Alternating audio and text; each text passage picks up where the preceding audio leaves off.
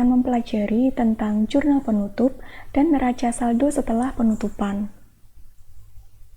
Sebelum kita mempelajari tentang jurnal penutup dan neraca saldo setelah penutupan, saya akan menyampaikan dulu kepada kalian kompetensi dasar dan indikator pencapaian kompetensi. Yang pertama adalah kompetensi dasar. Jadi kompetensi dasar yang aspek pengetahuan yang harus kalian capai yaitu mampu menganalisis akun-akun untuk penyusunan jurnal penutup dan neraca saldo setelah penutupan untuk perusahaan jasa. Kemudian, aspek yang kedua, yaitu aspek keterampilan, diharapkan kalian mampu menyusun jurnal penutup dan neraca saldo setelah penutupan untuk perusahaan jasa. Kemudian, untuk indikator pencapaian kompetensi, yang pertama, diharapkan kalian mampu menganalisis jurnal penutup. Yang kedua, menganalisis prosedur posting ke jurnal penutup. Yang ketiga, menganalisis prosedur penyusunan neraca saldo setelah penutupan. Kemudian untuk yang keterampilan, menyusun jurnal penutup, menyusun prosedur posting ke jurnal penutup, dan menyusun prosedur penyusunan neraca saldo setelah penutupan. Kemudian untuk tujuan pembelajaran yang harus kalian capai di mata pelajaran ini, khususnya materi jurnal penutup, diharapkan kalian mampu menganalisis akun-akun untuk penyusunan jurnal penutup dan neraca saldo setelah penutupan untuk perusahaan jasa. Yang kedua, menganalisis dan menyusun jurnal penutup. Dan yang ketiga, menganalisis dan menyusun prosedur penyusunan neraca saldo setelah penutupan. Berikut adalah peta konsep dari materi ini. Nah, yang akan kita bahas yaitu ada dua, tentang jurnal penutup dan neraca saldo setelah penutupan. Untuk yang jurnal penutup, yang akan kita bahas adalah mengenai pengertian dari jurnal penutup, kemudian tujuan dari penyusunan jurnal penutup, yang ketiga prosedur penyusunan, dan posting jurnal penutup ke buku besar. Kemudian materi yang kedua yaitu mengenai neraca saldo setelah penutupan. Nah, yang akan kita bahas yaitu mengenai pengertian dari neraca saldo setelah penutupan, tujuan penyusunannya, dan prosedur penyusunan dari neraca saldo setelah penutupan. Nah, yang pertama dulu tentang jurnal penutup. Apa itu jurnal penutup? Jadi jurnal penutup adalah ayat jurnal yang berfungsi untuk menolkan saldo akun sementara sehingga perusahaan dapat mengetahui laba atau rugi usaha selama satu periode. Selanjutnya ada tujuan dari jurnal penutup.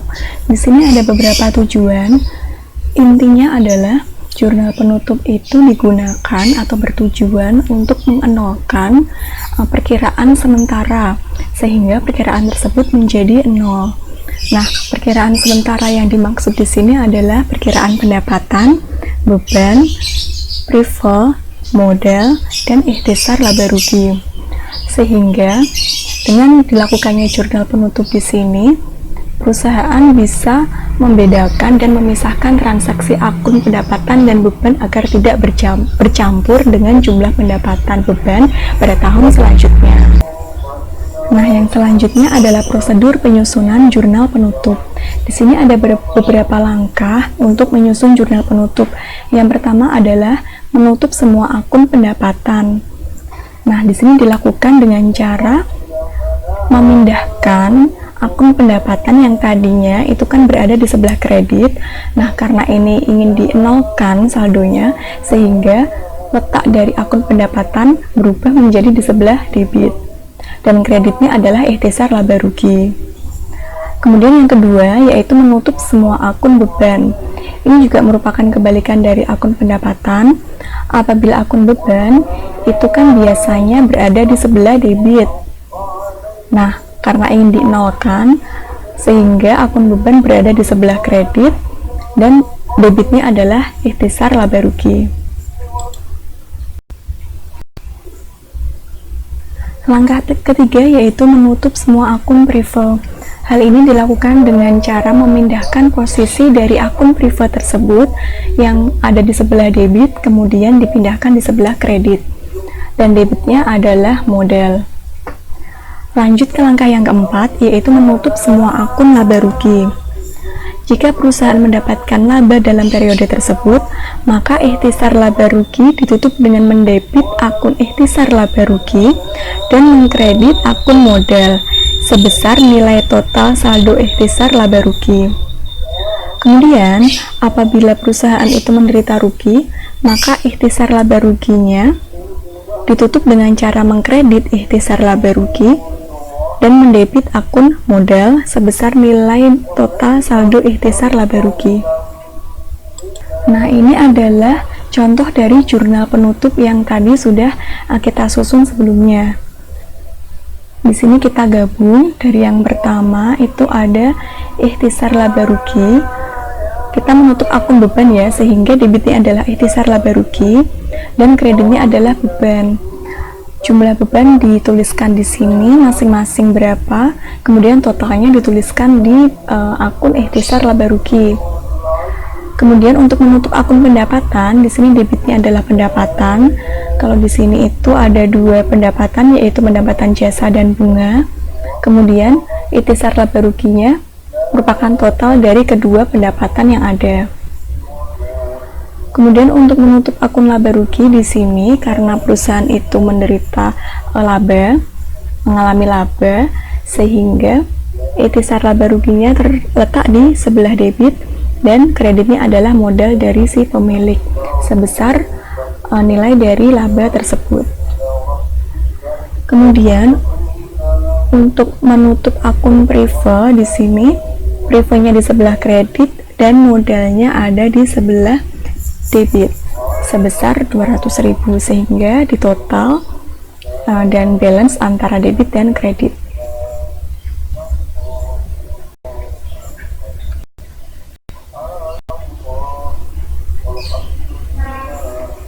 Nah, setelah dilakukan jurnal penutup, setelah melakukan atau mencatat jurnal penutup, kemudian yang dilakukan selanjutnya adalah memposting jurnal penutup tadi yang sudah dicatat, yang sudah disusun ke dalam buku besar. Nah, di sini ada beberapa akun-akun di mana akun tersebut ini dan pencatatannya ini nominalnya diperoleh dari jurnal umum, kemudian jurnal penyesuaian dan jurnal penutup. Sehingga nanti dari memposting jurnal penutup ke dalam buku besar ini akan diperoleh saldo akhir dari masing-masing akun, sehingga nanti akan bermanfaat untuk penyusunan neraca saldo setelah penutupan. Di sini ada beberapa akun yang sudah disusun jurnal sebelumnya.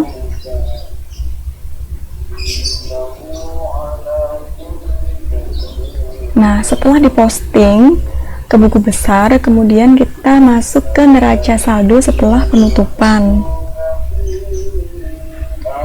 Nah, neraca saldo setelah penutupan ini merupakan daftar yang memuat saldo masing-masing perkiraan real yang bersumber dari buku besar pada akhir periode setelah jurnal penyesuaian dan jurnal penutup diposting saldonya ke buku besar. Perkiraan real di sini kalian harus masih paham ya. Perkiraan real di sini itu adalah harta atau aset, kemudian kewajiban dan ekuitas.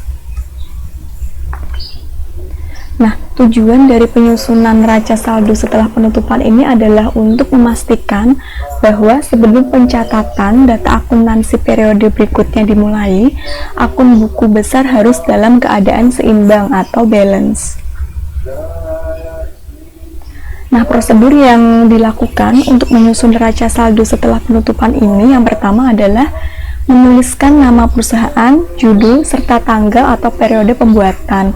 Jadi hal ini dilakukan tidak hanya untuk neraca saldo setelah penutupan saja, melainkan untuk pencatatan jurnal-jurnal, kemudian buku besar itu juga diperlukan yang namanya identitas ya.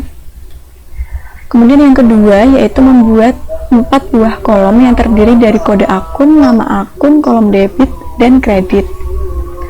Kemudian, memasukkan akun-akun ke dalam neraca saldo berdasarkan keterangan yang terdapat pada jurnal penutup. Nah, di sini adalah contoh dari neraca saldo setelah penutupan. Yang tertulis di sini adalah akun-akun real saja, jadi HUM atau harta utang modal. Jadi untuk yang tadi akun nominal, yaitu pendapatan, beban, ikhtisar, laba rugi, itu priva juga, itu tidak dimasukkan dalam neraca saldo setelah penutupan. Nah, dalam neraca saldo setelah penutupan ini diharapkan perusahaan dapat mengetahui saldo akhir dari akun realnya, yaitu diharapkan dapat balance.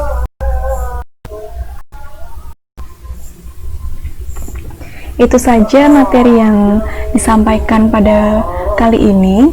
Semoga bermanfaat bagi kalian. Wassalamualaikum warahmatullahi wabarakatuh.